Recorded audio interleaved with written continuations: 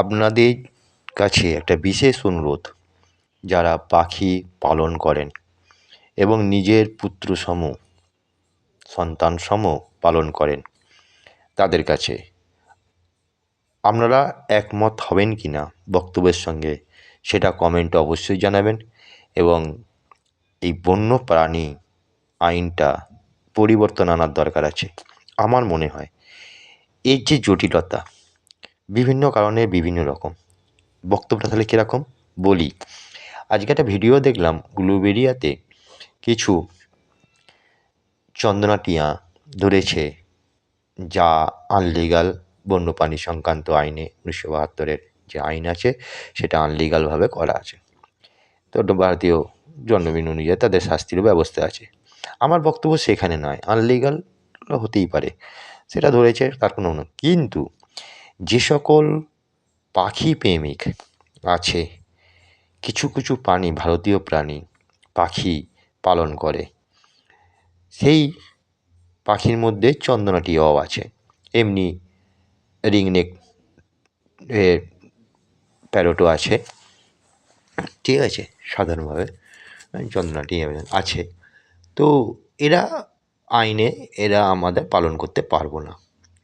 তো আমার বক্তব্য হচ্ছে, প্রশ্ন হচ্ছে এখানেই যে এরা তো এই পাখিটাকে নিয়ে এসে মেরে ফেলছে না, উল্টে বরঞ্চ এদের সমস্ত রকম ওষুধপালা যা যা দরকার, নিজের ছেলে যেমন পালন করে, নিজের পরিবারকে যেমন দেখে, তখন এদেরও দেখে।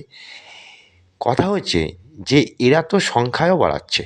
আমি অনেককে দেখেছি যারা সংখ্যায় বাড়ায়, মানে প্রজনন করায়, ব্রিডিং করায়, এবং তাদের সেট আপ অনেক বড় দীর্ঘ, ঘরের মধ্যে থাকে।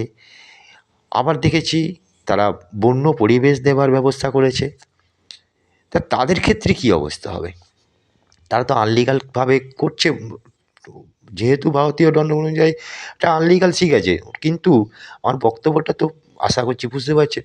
তো এদের জন্য কি সেই একই ব্যবস্থা? ধরপাকড় করে তাদের ধরে নিয়ে চলে যাবে? আরে তাকে তো মেরে ফেলেনি, তাকে উল্টে ভালোবাসা দিয়ে তাদের কী দরকার আছে, তাদের প্রয়োজন দরকার আছে, তারা করাচ্ছে। আমার মনে হয় বিশেষ পরিবর্তন আনার দরকার আছে। যারা আনলিগালভাবে বিজনেস করে, অনেক বেচে দেয়, তাদের ব্যাপারটা আলাদা, কিন্তু যারা পালন করে তাদের জন্য একটা সামনে শুনেছিলাম একটা রেজিস্ট্রেশন হবে। আমি পাখি পালক, আমার যদিও চন্দনা টিয়া নেই, বা রেখেছিলাম, বিক্রি করে দিচ্ছি ওই এক কারণেই, ভয়ে। কী দরকার আছে ফালতু ফালতু হাঙ্গামা করে, কোন দিন ভালোবাসার জিনিসটা করে নিয়ে চলে যাবে।